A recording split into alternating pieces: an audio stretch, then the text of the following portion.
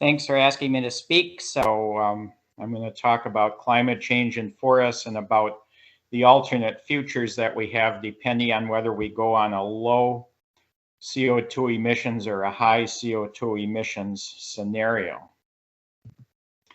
How hot might it get? Well, for the low scenario, which is on the right side here, it shows the how much it might warm up for mean annual temperature, and it's only 1 or 2 degrees Celsius here. And then it shows a business as usual scenario on the left, and we're looking at 6 or 7 degrees Celsius, which is like 12, 13 degrees Fahrenheit. So that's pretty warm. That would make us as warm as Kansas here in the Twin Cities, or northern Minnesota would be as warm as southwestern Minnesota if we go on that business as usual scenario by about the year 2070. So Minnesota is at a unique, fairly unique place in the world that it has 3 biomes: the boreal biome here shown in the dark green, the deciduous broadleaf shown in the lighter green, and then the grassland climates shown in that kind of beige color. So we have a triple point here with 3 biomes coming together. That means we have a lot of edges, and edges are very sensitive to a changing climate. So Minnesota is one of the edgiest states in the United States, one of the edgiest places in the world. One other place I can find that's like Minnesota, which is mid-continental with exactly the same 3 biomes coming together, is in the northern part of Kazakhstan, just off the southern edge of the Ural mountain range. They also have boreal and temperate deciduous and grassland, or steppes as they call it there, coming together. So very sensitive place. This is our boreal forest. This is on the North Shore. Very coniferous with some birch and aspen, of course. And I should add that the boreal forest, if you look at the map on the right there, has been identified by the IPCC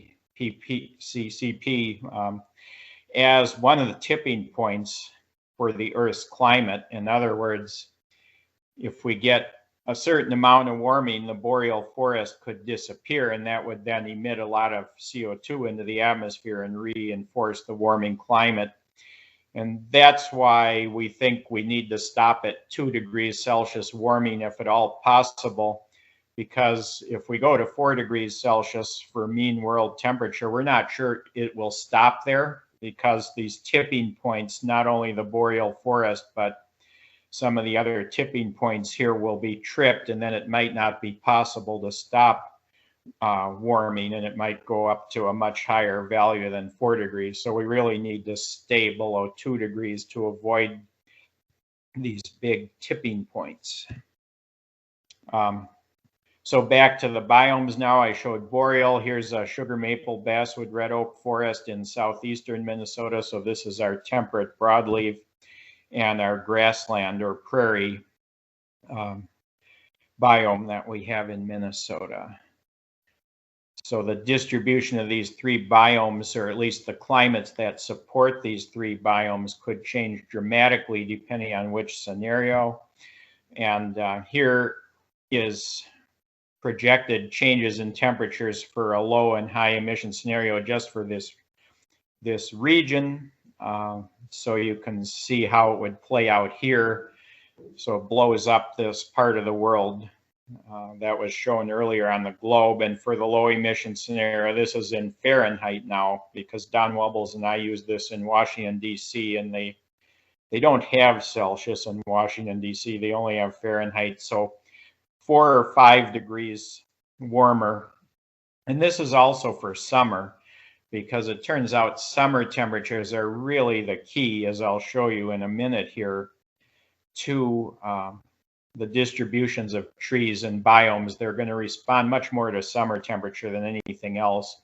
So 4 or 5 degrees Fahrenheit warmer versus 11 or 12 degrees Fahrenheit warmer for that upper one by the time we get to 2070. So a little bit of change versus really quite a huge magnitude of change. And we basically would expect species that have their southern range limits in Minnesota, which we have a lot of, like balsam fir and black spruce, white spruce, paper birch, probably balsam poplar. There's a whole bunch of other trees that would have very similar results, would basically shift out of the state for that high emission scenario. So you see the bright red colors there on the left. That's where balsam fir is very abundant.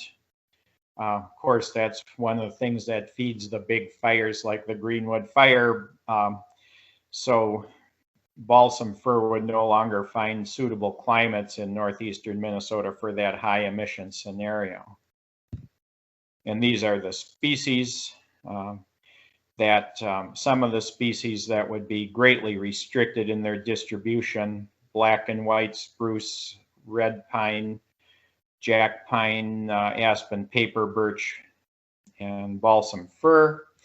And if you can imagine that high emission scenario, these would be replaced by things like bur oak, yellow birch, basswood, sugar maple, red oak.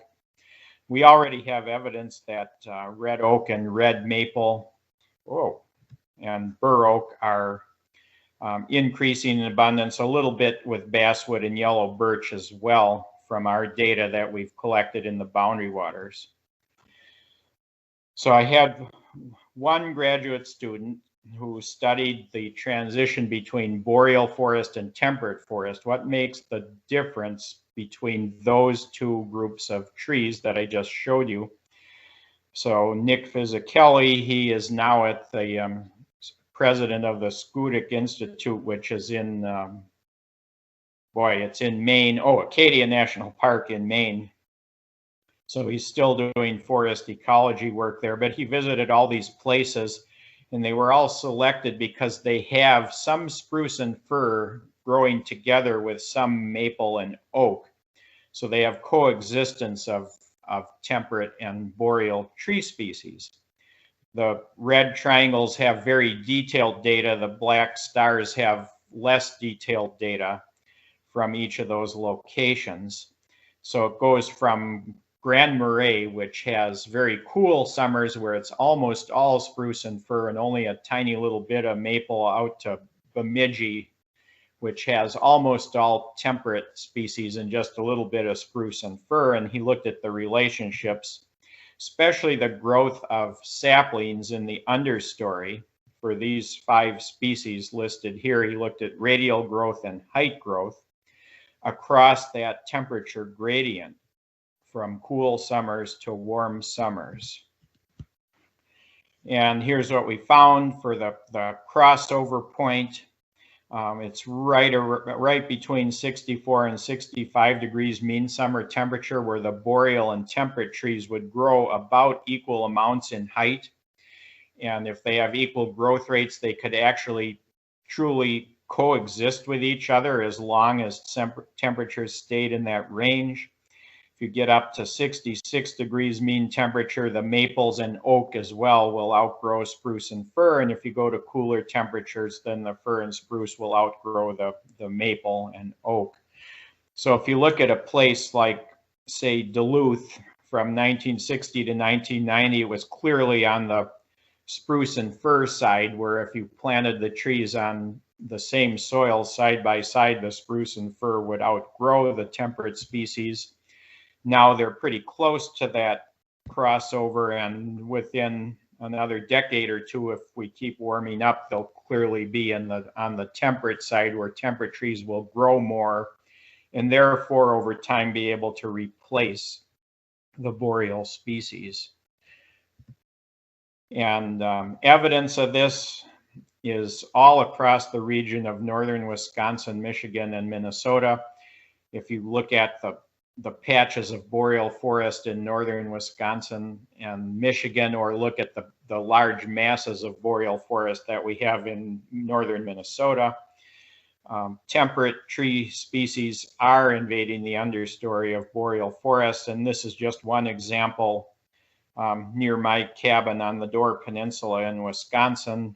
In 1979, you could not find a maple tree anywhere. And then in 2016, revisiting this site, there's a sugar maple tree there, growing right in amongst the balsam fir saplings, as you can see here. And I thought about cutting that down, but they don't like you to cut trees down in state parks, and it wouldn't stop the fact that the invasion of the temperate species is happening. It wouldn't really save the boreal forest anyway. So looking at all those sites across that I showed on the map a few slides ago, temperate tree species are invading boreal forests, and it is because the climate is warming. They have not had enough time yet to replace the boreal species. It's not yet warm enough to directly kill the boreal forest either. So right now, the mixed forest is just becoming a bigger ecotone or a wider ecotone. But as the climate continues to warm, the temperate species will become way more aggressive, and the boreal species will be under stress, and the rate of replacement will accelerate.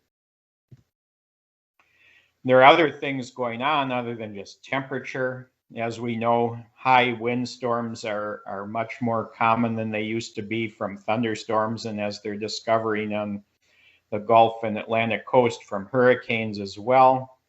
So the 1999 blowdown is shown here before and after. And notice the after picture there, there's still a lot of green there. The blowdown was on the 4th of July, and that green is balsam fir, black spruce, and white cedar that was in the understory, the shade-tolerant boreal conifers that were in the understory, and they are now released from suppression and can grow. So basically, we went from a mature boreal forest to a boreal forest of small trees, but it was still boreal. So the windstorm really didn't affect the transition from boreal to temperate. But what's happening now?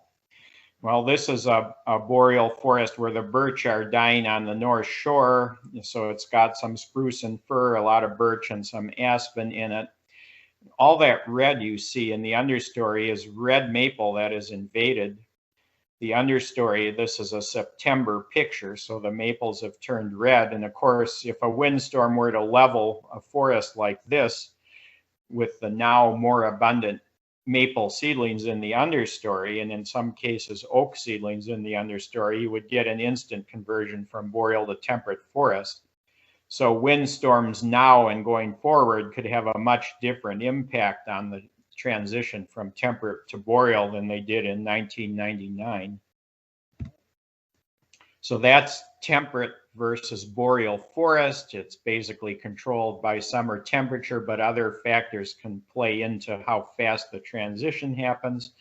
Let's look at whether we can have forest at all, any type of forest versus grassland. So I had another PhD student, Nick Dons, who's now at the University of Wisconsin-Superior, study the prairie forest, the historic prairie forest border in Minnesota.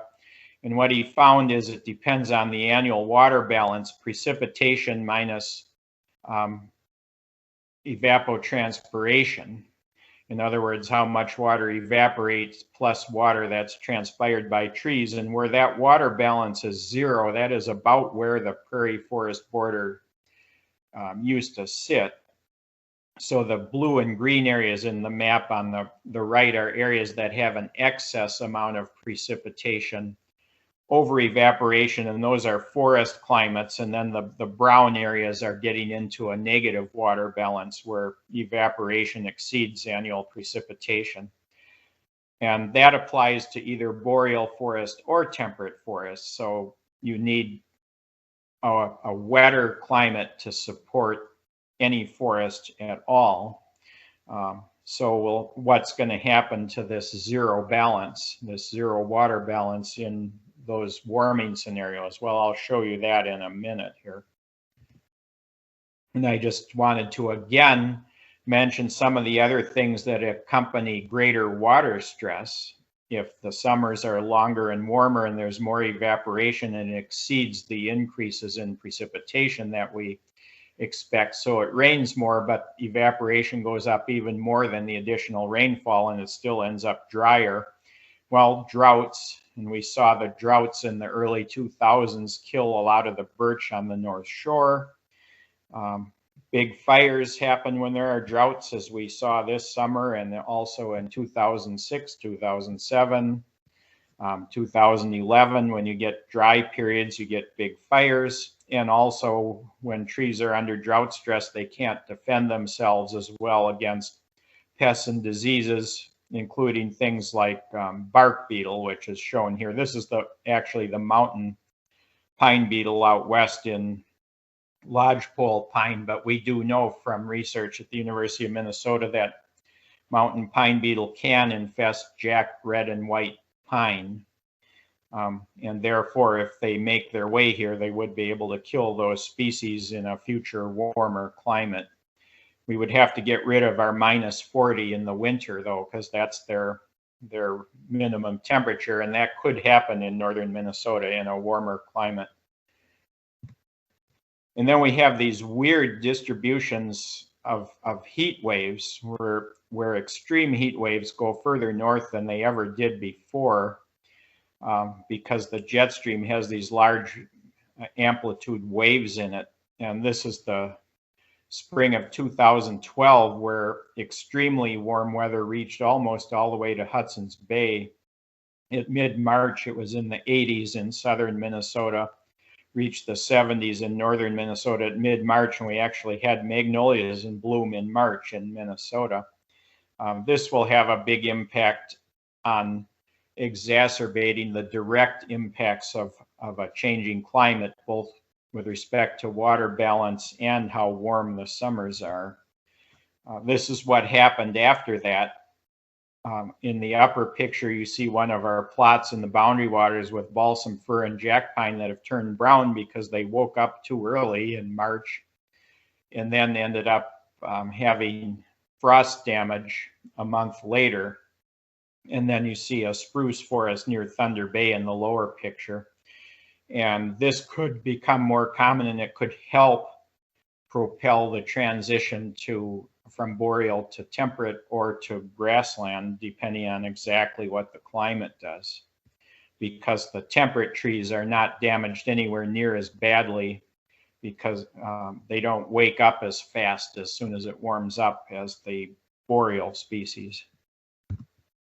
So let's go back to our temperature and precipitation analysis, and to summarize the basic things that are driving the locations of biomes in Minnesota, or where the borders of biomes sit.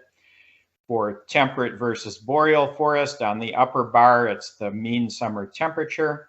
Right around 64.6 for mean June, July, August is the balance point. And if it gets warmer than that, you have temperate forest. If it gets cooler than that, you have boreal forest. Although the cutoff points there for having boreal forest are different depending whether you're in a maritime climate along Lake Superior, where summers actually have to be cooler than in the interior to throw the balance to boreal, but it's a small difference there. So cool summers, and then the moisture index, if the water balance is 0, that's the prairie forest.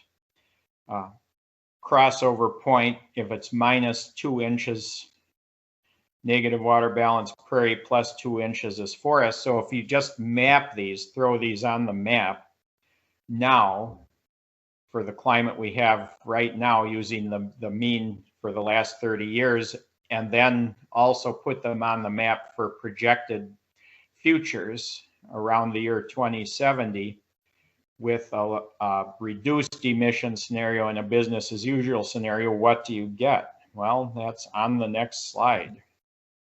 So you see the current distribution of biomes there. And so you have the blue is boreal in northeastern Minnesota. And the tip of the arrowhead is very boreal, as you would expect. And then the light green is mixed temperate and boreal, which covers most of northern Minnesota.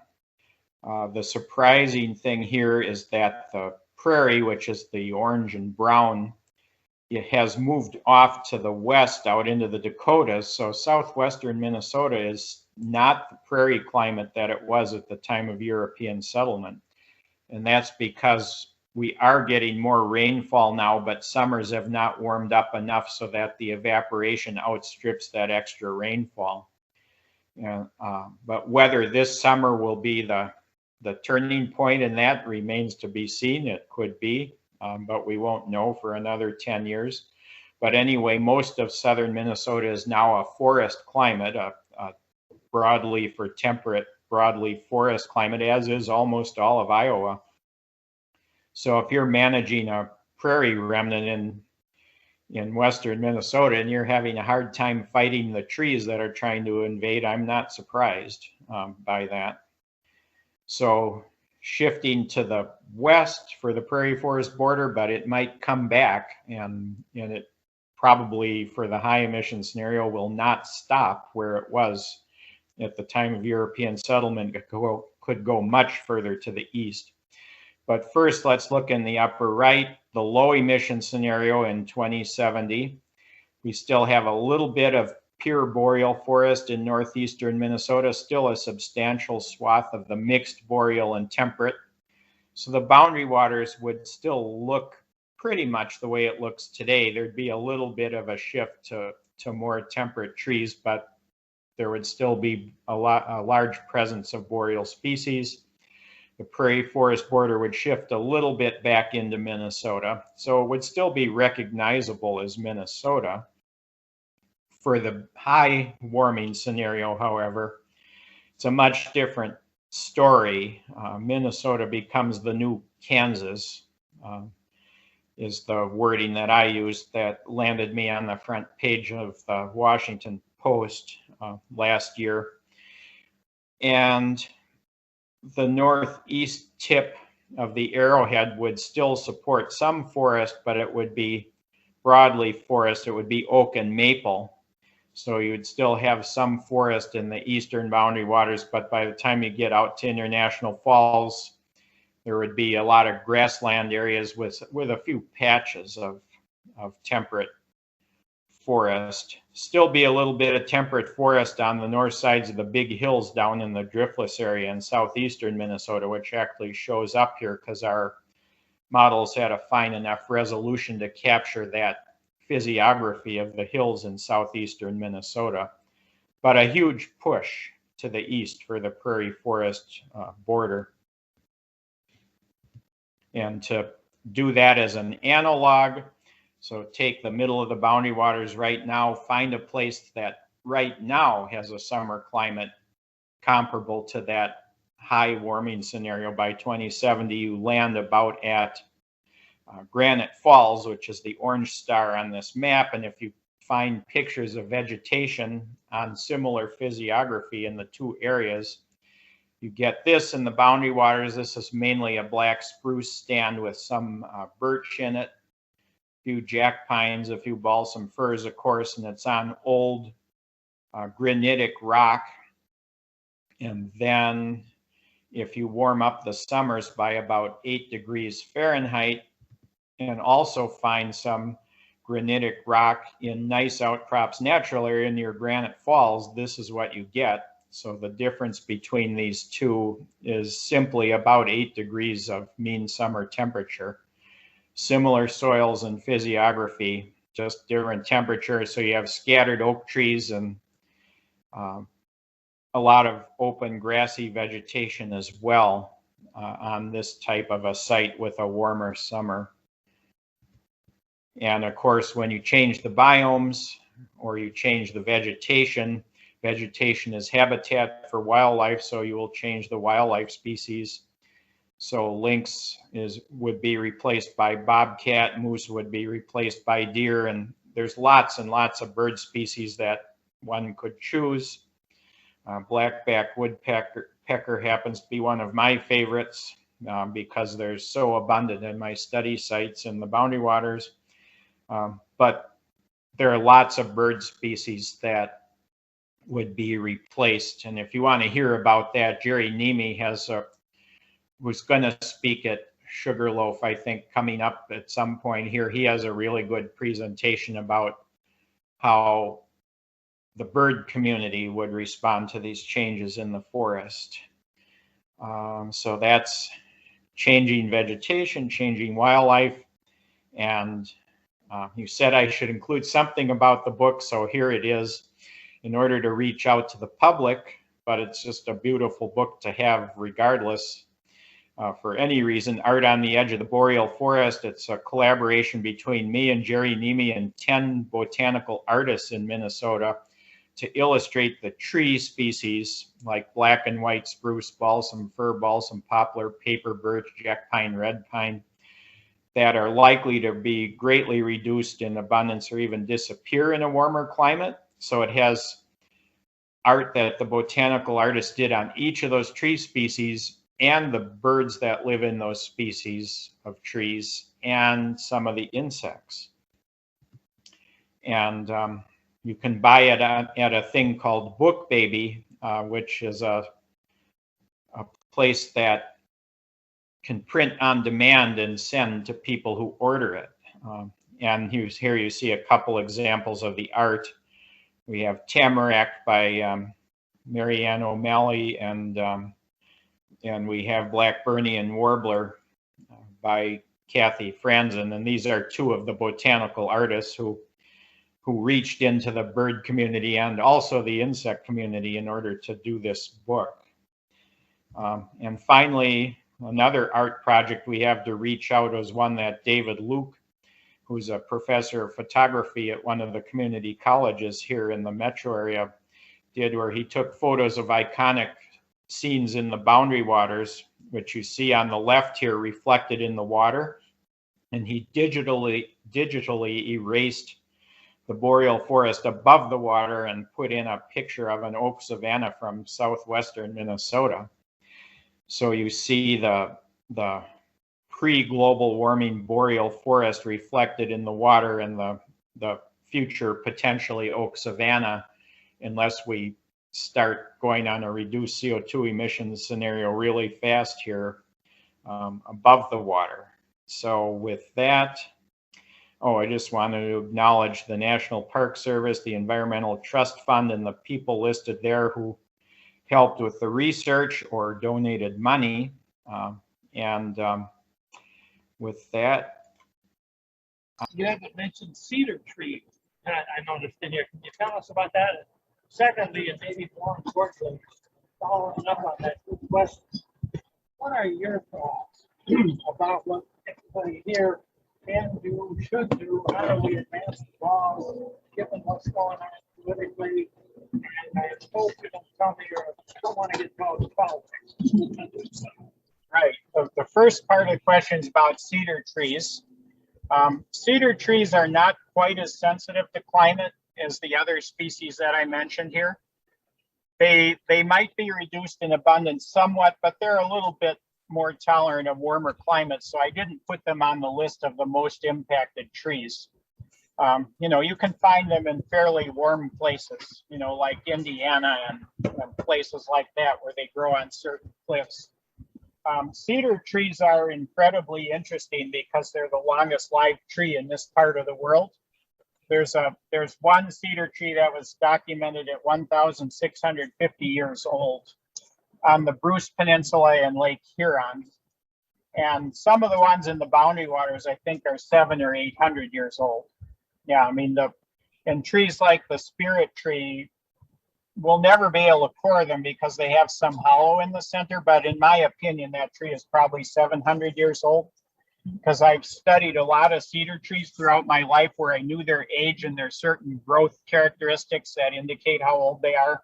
So I've seen some on Seagull Lake that I think are 700 or 800 years old, in places that I'm not going to tell anybody. So, because there was one that I showed to some reporters and they put it in the paper and so many people cored it that it died. But it was only 550 years old. But I didn't show them the really old ones. And the same is true for the bristlecone pines, the Methuselah tree, which is like 4,750 years old, that you can go and see. There's a hiking trail to it. The trail goes right by another one, which is over 5,000 years old. And I know where it is, and other scientists know where it is, but none of you will ever know which tree that one is. Yeah, there's one sacrificial tree that people can go and look at, and the others, we're not going to tell you which ones they are. So yeah, That's but a good question, and what we can do as a community. yeah, yeah, the politics of it is the other part of the question. So yeah, I've talked to a lot of senators and so on, and fortunately, both of our U.S. senators are on board with doing everything we can to combat climate change. But as you know, there's a bunch of other senators from other states who don't believe in climate change, and they have enough power to keep things from passing at the federal level. And so the United States is getting behind the rest of the world. But that shouldn't stop everybody from doing things in their own community, because everybody doing something personally can add up to a huge impact, whether the people at the upper level ever pass any laws or not. So more energy efficiency in buildings and cars and so on. Switching to renewable energy as fast as we can, which will create a lot of jobs. And, you know, it could be the biggest generator of jobs we've had in the history of this planet, actually, over the next several decades. And eating more plants, you know, because you could grow enough food to feed everybody in the world on something like a third of the acreage that we have in agriculture right now, if everybody only ate plants. So although I hate to tell people what they should eat, you know, it's kind of invading people's personal space. But I've switched to like more than 90% of my calories coming from plants for just that reason. And then I was absolutely shocked that I lost 30 pounds and didn't have to do anything. It just happened. So yeah, I mean, those personal things, you know, switching to electric cars where the electric power is generated from renewable energy, all of those things, which we can do over the next 20 or 30 years. And the market demand for those things will drive whether they happen. And that comes from all the collective decisions of individuals. So yeah, that's the answer to that question. Yeah. Oh, the question is, where is the art exhibit right now? It's on display in the lobby of a condo in downtown Minneapolis. But it's the Bridgewater, and that's where the head of the botanical art group lives. And so she decided, now that it's not traveling to art galleries, to put it on display in her condo lobby, and they're all for sale now. They want to sell them off. Anything from $500 up to $4,000 or $5,000, depending on the size and the type of image. So they're all for sale now. They may not sell them all there. They might have to send some of them to an art gallery, not as an exhibit, but for sale. But there's a lot of rich people in that condo, and she thought she'd just try and see if her neighbors would buy it.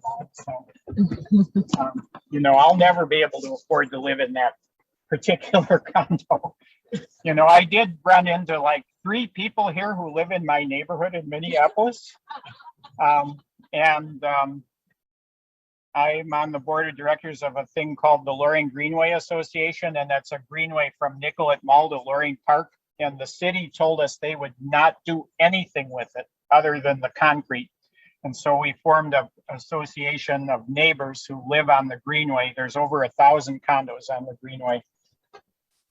And we've planted, I don't know, 10 or 15,000 plants, and it wins every single year the award for the best large green space in Minneapolis.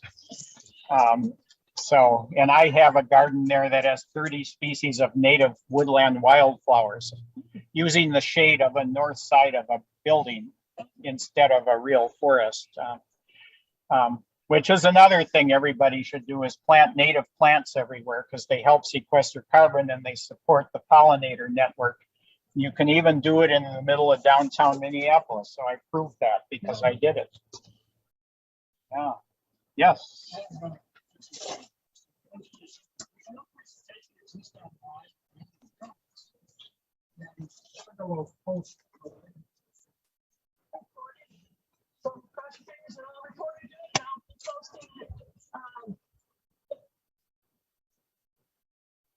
Yeah, which is fine with me. There's hundreds of other older versions that you can find on the web of presentations I've given over the years, but I'd recommend one with a later date because this one has the most updated science in it. Yeah. Yeah. Second question. So if you own property anywhere in the North Shore landscape, you're dealing with the demise of the birch forest. But on my property, the birch trees falling over every year.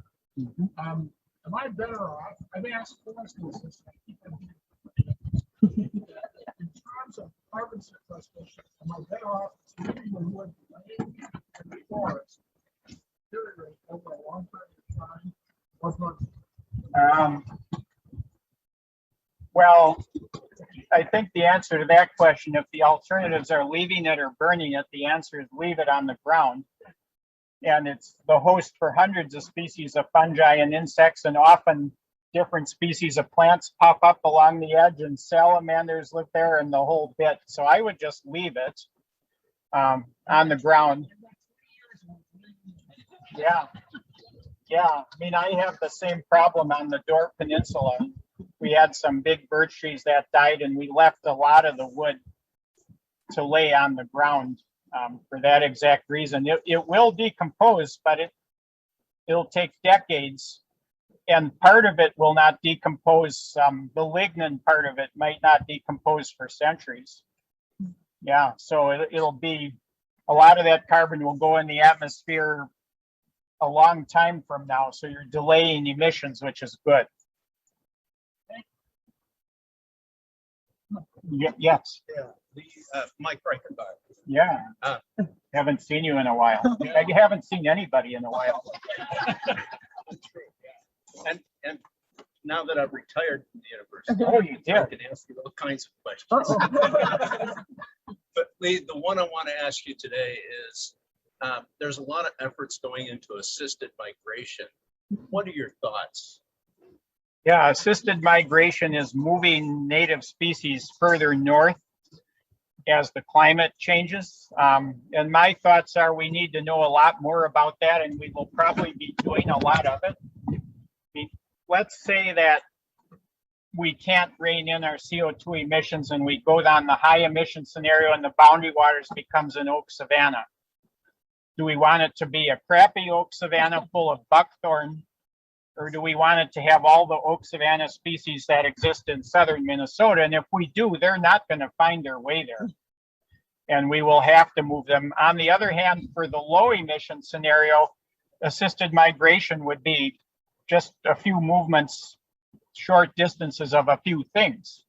And you would have to look at things that might go extinct, and, you know, could you find a better habitat for them a little bit further north? And for plants, that's going to be important. Birds take care of themselves, right? They just fly to their new habitat, like those red-bellied woodpeckers that went to Ely.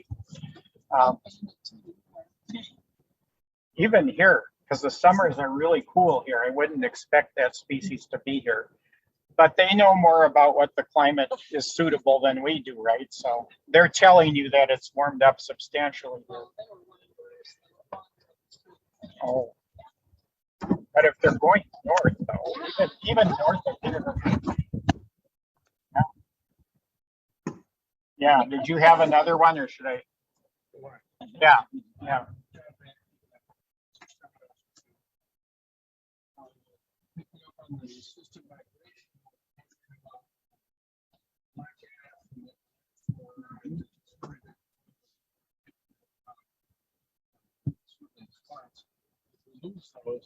What would you suggest Do you know any more than, well, did you do that? I don't know. Whatever. What to suggest to promote? Yeah, the question is about black ash. Fortunately, a lot of the black ash in northern Minnesota are still safe from the borer because it still gets really cold in the winter. I did see some dead ash in Duluth when I drove through. And right along the shore, it probably doesn't get cold enough to kill them.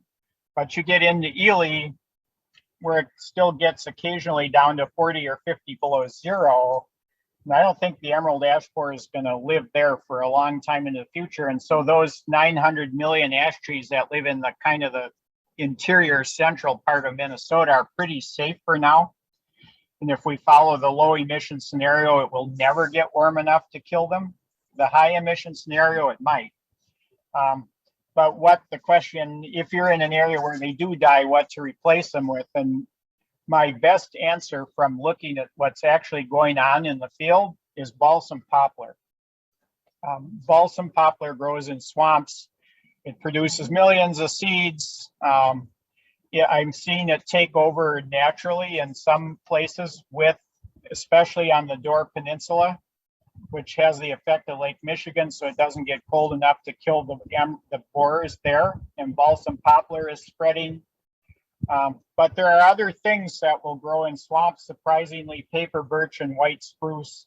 And if the climate gets warmer, yellow birch and even hemlock, if the climate gets warm enough for those species, they all grow in swamps. People don't realize that northern Wisconsin has lots of yellow birch swamps.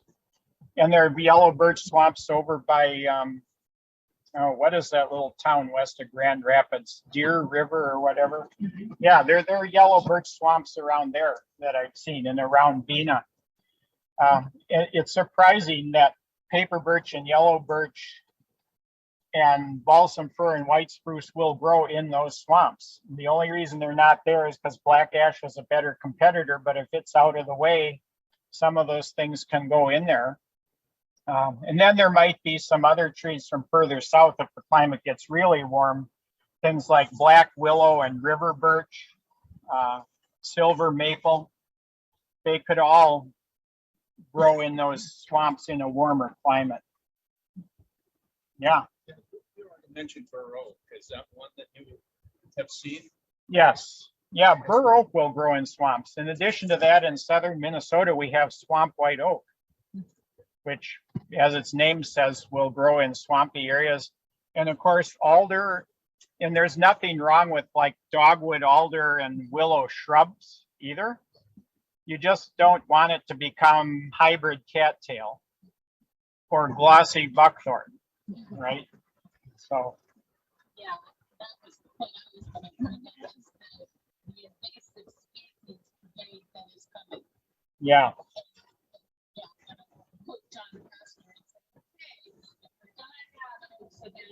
Have the best day of savanna we can possibly have. Yeah. And the invasives are going to be Yep. Yep. Buckthorn is in Ely, unfortunately. So and you don't want it to be the Buckthorn Waters canoe area. Yeah. So anyway, I have 10 copies of the book. I couldn't get a lot of copies because there are a lot of problems printing things these days. Although we now are selling the book on a thing called Book Baby on the internet, and they print on demand. So we just sent them the electronic copy of the book and they'll print on demand. And so you can buy it there and they'll print it and ship it to you. And on Amazon, we get $4 per book. On Book Baby, we get $10 per book. And half of that is going to Hawk Ridge and half of it is going to my Center for Forest Ecology. So neither Jerry Nemi nor I nor the artists are keeping any of the money. And the rest is the printing cost and so on. Yeah.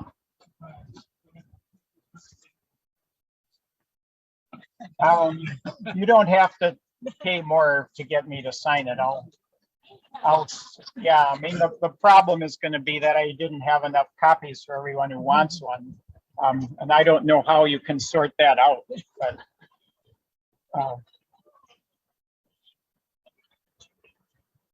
so, well, thanks, everybody.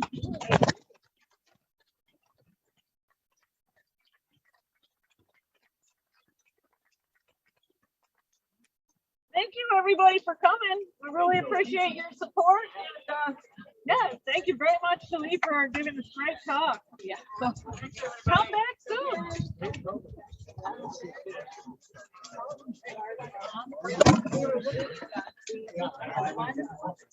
Thanks, everybody who joined us Zoom. I'm so sorry about the problems, but we will, hopefully the recording worked and we'll send that out. So thanks.